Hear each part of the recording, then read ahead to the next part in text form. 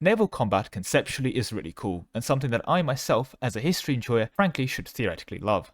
We have big expensive machines of war clashing, a statement as true as it was for the Romans fighting Carthage in the Punic Wars, as it is true for the Japanese fighting the American Navy in World War II. This is then combined with a rich history of innovation, breakthroughs, underdog stories, and frankly everything that in theory makes land warfare fun. To top that all off, there is also even a plethora of side content, as it were, from piracy to supply line management and the entire concept of global trade. Naval battles decided the fate of nations, so why is it that outside of games that focus on naval combat exclusively, does naval combat suck so much? Genuinely, let's be honest here, grand strategy titles, or even strategy titles overall, always seem to have Navy be a little side thing, which in the best case scenario has fancy mechanics that would support engaging naval combat, but that everyone works really hard to ignore, or you have really lackluster and limited naval mechanics that make naval combat predetermined and boring. This isn't even a problem exclusive to Paradox games. Civilization, for one, has a rather lackluster naval anything, but that can also boil down to Civil Warfare overall being quite bad. And while I won't be covering things like Age of Empires today, let's be honest, people aren't exactly praising Age of Empires naval combat. Meanwhile, Total War games, especially the recent ones, have literally abandoned naval battles as a genre, having naval things be replaced with the Crusader Kings 2 style, so we have transport ships. And don't fight those. Also, don't fight them when they land, just let our enemies walk onto shore before we fight them, as attacking people while they disembark would be dishonorable. Anyway,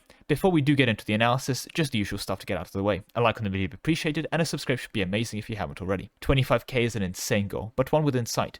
So if you could help me get there, that would be genuinely incredible. With that said, enough self-shitting. Let's begin with saying that there are games that cover naval combat, frankly, pretty well. They are quite rare, I'll concede, but games that do naval combat well certainly exist. As funny as it would be to mention something like World of Warships right now as a sponsor, well, they didn't give me any money, so I can critique them. Regardless, that game still exists and doesn't do an awful job of portraying naval combat, let's be honest here. It has its issues, true, being frankly a bit of a grind fest, but hey, they have to sell you progression somehow, and of course no game is without issues, really. But let's be clear, if you have under an hour of time and want to get into some quick naval combat gameplay, ignoring annoying mechanics like supply lines or the national budget, games like World of Warships, or if you want to go more retro, Navy Field do that quite well. If you're a spreadsheet enjoyer, and let's be honest, I saw you watch me rank every province in EU4, you do like spreadsheets, well, do consider the Rule the Waves franchise, more specifically Rule the Waves 3, which focus significantly more on the grand strategy aspect of naval warfare. You play not as the head of a nation, but as the Grand Admiral of it, which involves, and I quote, guide your navy's development, construction, and operation during a period of great technological innovation and political tension. Which is quite a fun concept. I mean, I've certainly heard good things, but also be prepared to deal with Victoria 2 era UI,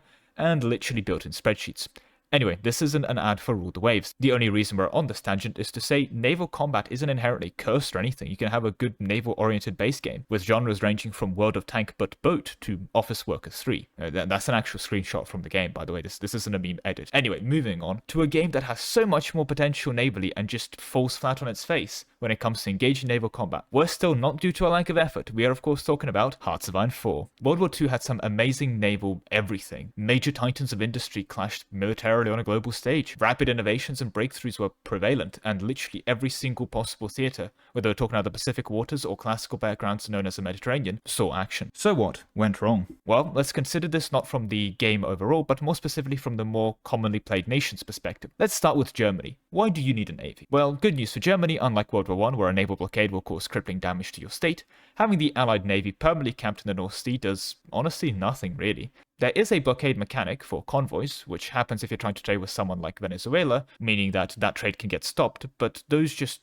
well, they get stopped. So, okay, due to naval moments, you can no longer trade overseas. You have to go trade with Romania instead, or go build rubber and oil refineries. In theory, you could build up enough navy to contest the British and later Americans, and protect your trade to South America. But let's be honest, investing those same resources into a couple refineries, or into a couple divisions to take over Romania, achieves pretty much the same goal, and frankly is significantly more efficient, because even with, say, 80% naval control over a zone, which will be quite hard to maintain over the entire trade area, well, the Allies are still going to be sinking 20% of your shipping in every single zone that are contesting you, instead of overland routes, which apparently operate on ghost infrastructure which compared to other types of infrastructure has apparently gained immunity to being bombed, while also having infinite capacity.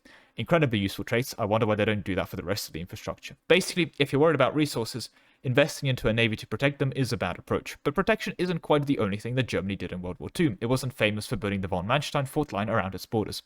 Eventually, you will want to, well, invade someone like Britain and give invading the US a go too. And you don't need to build ships for that, that's the ironic part. Ignoring the paratrooper cheese, that's quite doable. The optimal naval gameplay plan is to turn something like Poland into a naval bomber factory, and then you can turn the English Channel into a munitions dump. This means you now need to AFK and wait until your bombers renovate the English Channel into a crater. And congratulations, you can now waltz on over with your starting fleet, providing the necessary naval superiority to launch the invasion. Congrats! Repeat the same thing for Canada and the US, after which you've landed on everything worth landing and you can leisurely walk around everywhere. Okay, so Germany's naval plan is not navy, what about the Soviets? Yeah, no, not really. Again, blockades don't do much. It's not like Germany can stop Lend-Lease. Well, theoretically, by game mechanics it can. In practice, no, it can't. And the Soviets, frankly, aren't lacking oil or natural resources, really.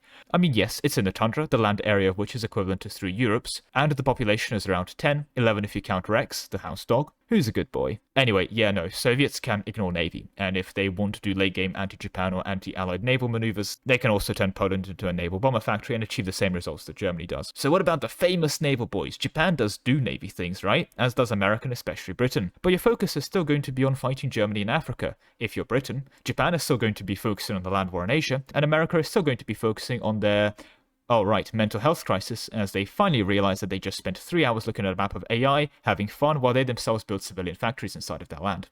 Exhilarating gameplay. But here we do find a location for a real naval showdown, with consequences. Japan against the US. See a US victory navally hamper Japanese resupply into their Asian theater, while also hurting the Japanese ability to launch further invasions into random islands. Meanwhile, a Japanese naval victory allows them to have the ability to operate in Asia with significantly less impediments, while also threatening mainland America. The effectiveness of the last threat is still debatable. Landings are hard even in Hoi 4, but a threat nonetheless. So finally, a good place for naval combat? Well, that naval combat doesn't tend to be fun, or at least the kind of fun that prolonged land warfare can be. The issue with boats is that they're expensive, and battles are decisive. Meaning you don't build a navy to rule the seas, you build a navy to win like 2 naval battles. This build a fleet to win naval battles and ignore everything else is actually the 1000 IQ play envisioned by the designers of the Bismarck, which in fairness went to a battle, won that battle, but then the British were like, oh right, that's that expensive ship, go get 'em boys, which was the end of the Bismarck. But the issue with naval combat in Hoi 4 is if you don't concentrate forces into one big bob, the enemy will, and slap you one by one until you have no more navy. But outside of raiding forces, which are basically exclusively subs, or small destroyer fleets, which are basically sub-hunters, the main big boy navy ships of carriers and heavy ships should all be in one big fleet that punches other big fleets.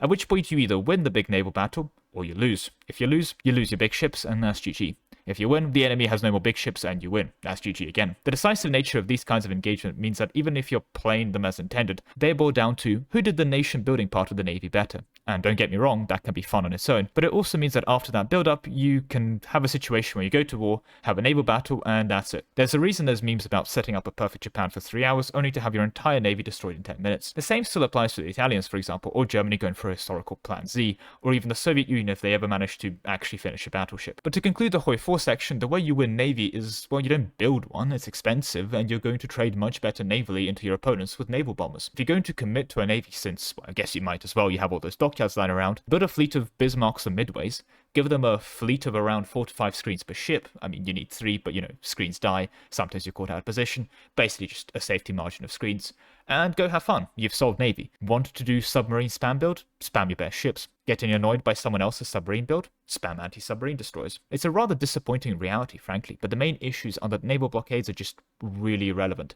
You can build rubber factories for crying out loud, and issues like oil supply can be solved by building oil refineries. Naval invasions are difficult, but they're significantly easier than they are in reality, meaning you don't actually need as significant of a naval dominance as the British had against the Germans by the time D-Day happened, and naval bombers are far too effective than they should be. It's a tough balancing act, don't get me wrong, and outside of making a rule like naval bombers aren't good unless they're based in a carrier, it's not going to be easy to fix. And don't get me wrong, that rule would be awful. It is a shame, as the mechanics and historical implications are certainly there, but like many other examples, naval warfare tends to be outshined by the events on land, and it doesn't impact the events on land in a significant enough way to be worth excessive investment in terms of player resources or attention. Well, that's enough bullying for Hoi 4. Now let's talk about EU4, a game stretching between 1444 and 1821, and covering an incredible time period for naval warfare. Since the game is naturally also global in nature, naval warfare here covers everything from Venetian trade fleets and massive galley battles in the Mediterranean, to, again, massive open sea battles such as Trafalgar, where huge ships of the line clashed in glorious combat. Everything from Admiral Yi's exploits against the Japanese with his turtle ships to the entire golden age of piracy from inception to conclusion is going to occur within this period. Furthermore, we see the emergence and growth of European empires, placing a crucial need for naval might to both defend trade routes and project power overseas. So where do we go wrong? Why does EU4's naval combat suck? Since we're talking about history, let's take a look at historical applications of naval power. The British blockade of Napoleon during that part where France went for a world conquest. It can be argued that in response to this blockade, Napoleon would implement the continental system. And by argued, I mean that's literally what Napoleon said he was doing when he implemented the continental system. It was a response to the British blockade. This continental system would force his allies to abandon trade with Britain, something that Spain and Russia would ultimately end up ignoring, and something that Napoleon would still try to enforce, ending with him getting bogged down in Spain and eventually that whole Russia campaign that went,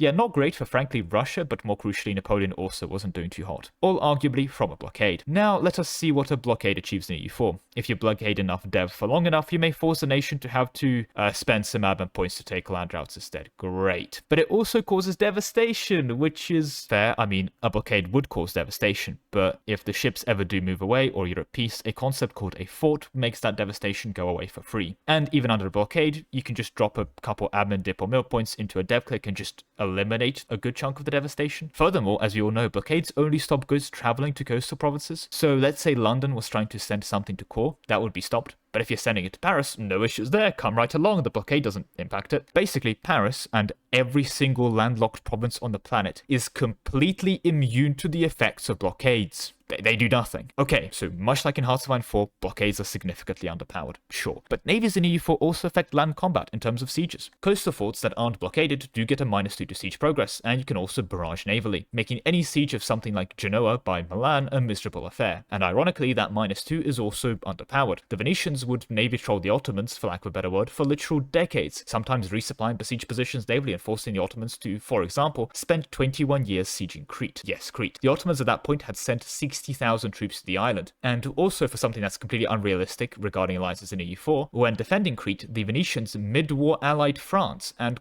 called them in against the Ottomans. Imagine that, you're playing the Ottomans, you're invading Crete. Venice guarantees Crete and defends them, and then allies and calls in France, mid-war. Yeah, so that's for those people in the comments playing as Milan and complain that, oh, France is defending Venice. Historically, France defended goddamn Crete from the Ottomans. Anyway, it took the Ottomans 21 years to finally take that last fort in Crete, a fort going under the name of Candia.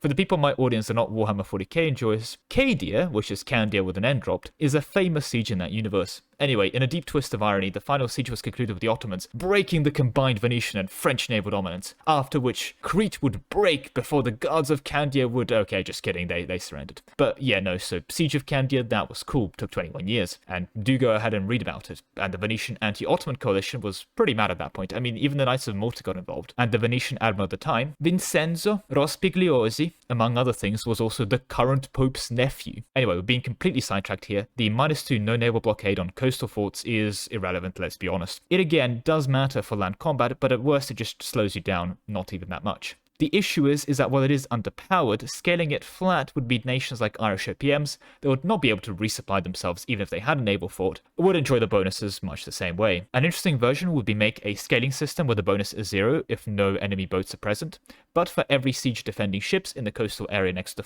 the fort could gain scaling siege resistance. This could also be an option to spend dip points to make the enemy player lose siege progress, but let's be honest, while this does sound cool in theory, this would be a hated feature by the players if the AI could just use it against them. I mean, imagine if you play Milan, just like described in the previous scenario, you're invading Genoa, and Genoa just spends like 300 dip points to constantly reset your progress of Genoa so it never falls. That's going to be miserable. And I mean, you can make it player only, but not only would we then need to ban it in multiplayer, in single player, well, you can't defend a fort. Burning dip points to resupply it indefinitely is cool for a YouTube video concept, but again, let's be honest, that's not going to let you win the war. Anyway, while we're on that topic, another thing that boats can do are naval barrages, as mentioned earlier, which are basically barrages early if you haven't invented cannons yet, otherwise they still cost the same amount of mill points. Unless you go for naval ideas, which ironically brings us to the next point. Naval ideas and naval combat in EU4. In practice, it sucks so much. So let's address the elephant in the room: the AI does not upgrade boats in this game. In a game where new military innovations are crucial, running around with 1450 early carracks in the 1600s is just asking to be sunk. So the AI does get sunk. Building like 10 heavy ships is enough to win against this, full stop. Okay, that's mild hyperbole. You're probably going to need like 20 to be able to fight someone like Spain or France. And then, good game. So against the AI, the upgrade ship button is enough to win. But then we run into the wonderful issue that is naval ideas. Let's be clear, when it comes to naval dominance, naval ideas are completely overpowered. You take those and you're now immune on the high seas. This occurred as naval ideas were always less popular than other idea groups. So what happened is, over time, Paradox would buff them. Without effect, they didn't become more popular, and they just kept buffing them until we're at a stage where we are today. Moldova taking naval ideas is now able to beat the British Navy as long as England doesn't also take naval ideas back. Nuances of naval warfare are removed and simplified, despite, again, a plethora of cool mechanics with significant impact, ranging from naval engagement with management to making a build around, say, ship durability, or build around artillery fire pips, which, by the way, do impact quite significantly the naval power of your ships. Did you know that? I did, but I looked through E4 game code in my spare time. Anyway, basically naval ideas completely destroy the nuance of naval combat. You take them and you win, which means you either invest into naval ideas and have complete naval dominance in multiplayer, or in single player you don't even need to take naval ideas to have complete naval dominance. You just win every single naval battle, and winning all the time isn't fun. Anyway, there's also a common build that is taken in EU4 that is naval in its nature: pirate republics. And I mean, it does sound cool, right? Sail the high seas, abuse pirate elections to ensure only gigachads are in charge of your state, dominate the AI navally until the end of time. It's cool, it's a different way of playing the game, and frankly makes a cool build all about raiding coasts and living that privateer life that can be fun, but it's not fun due to the naval combat. Usually combining the piracy buffs plus the fact you probably took naval ideas, and even then maritime, means that you just congrats. Your navy is just stronger than the AI. In fact, so much so that the AI recognizes that, and they're not going to leave their ports. If they do, you delete them off the map faster than I delete comments complaining about me ignoring Victoria again. Basically, the naval combat is not the reason pirate republics are fun, which makes sense. You basically just gave Jack Sparrow a missile cruiser. So to conclude yet again, this time for EU4, we just don't see enough impact on land warfare and national anything really. And unfortunately in this case, a real naval battle being ruined by completely overpowered naval ideas and decades old bugs with AI not upgrading boats. Not great for a game with such insane potential. With that said, let's change the domain a little bit and conclude by talking about everyone's favorite franchise, Civilization. We're going to go back to its start in Civ 1 and until Civ 5, because we need to mention that in those games you could put as many units as you wanted per tile. This did mean that for naval combat, and frankly land combat as well, you just made a doom stack of units that either won against the enemy doom stack or lost. Nothing new that we haven't encountered before. Of course there's nuances to that when it came to defending and so on and so forth, but that's a good enough TLDR of the situation. Civ 5 enforced a new 1 unit per tile rule, but given that a warrior took up the same amount of size as the Tokyo metropolitan area, well basically units filled the map up way too quickly, and you ended up hitting World War I level trench warfare with range attack trading and defensive dug-in bonuses from like the classical period, with a very similar situation occurring navally, although the lack of defensive terrain as it were, combined with a decent chunk of ranged options, made combat at least more enjoyable dynamic, relatively. At least there, the ability of boats to capture cities meant you either settled coastal so that you could access the buffed naval trade routes, or went inland and ignored navy in peace. But as mentioned before though, Civ at the end of the day didn't exactly do fighting well, so naval combat sucks in Civ, because honestly, combat sucks in Civ. But personally, I would say compared to land Civ combat, at least naval combat was a touch more enjoyable for the later titles due to access to more maneuver opportunities. But yeah, let's be honest, it's not worth more than a light mention here. It's not like Civ's made blockade more impactful or solved any of the issues previously mentioned. So quite a lot of copium from me for sure, but I hope my main theme remains pretty clear. A lot of games don't give you enough incentives to bother playing with Navy. Games that focus only on naval aspects naturally don't have that problem,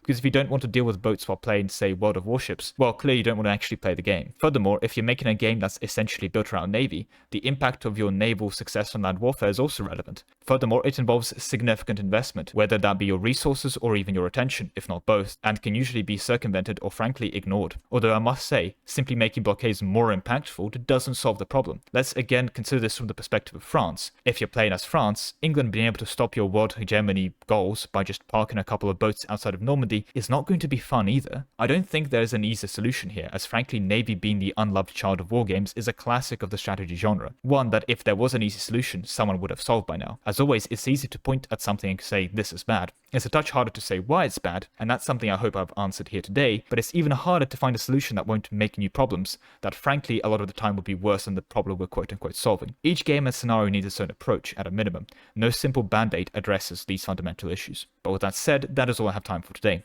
Thank you very much for watching, with a special thank you to my channel members, especially Ark, Solar, Solemon, W Haste, and Sebastian Haller.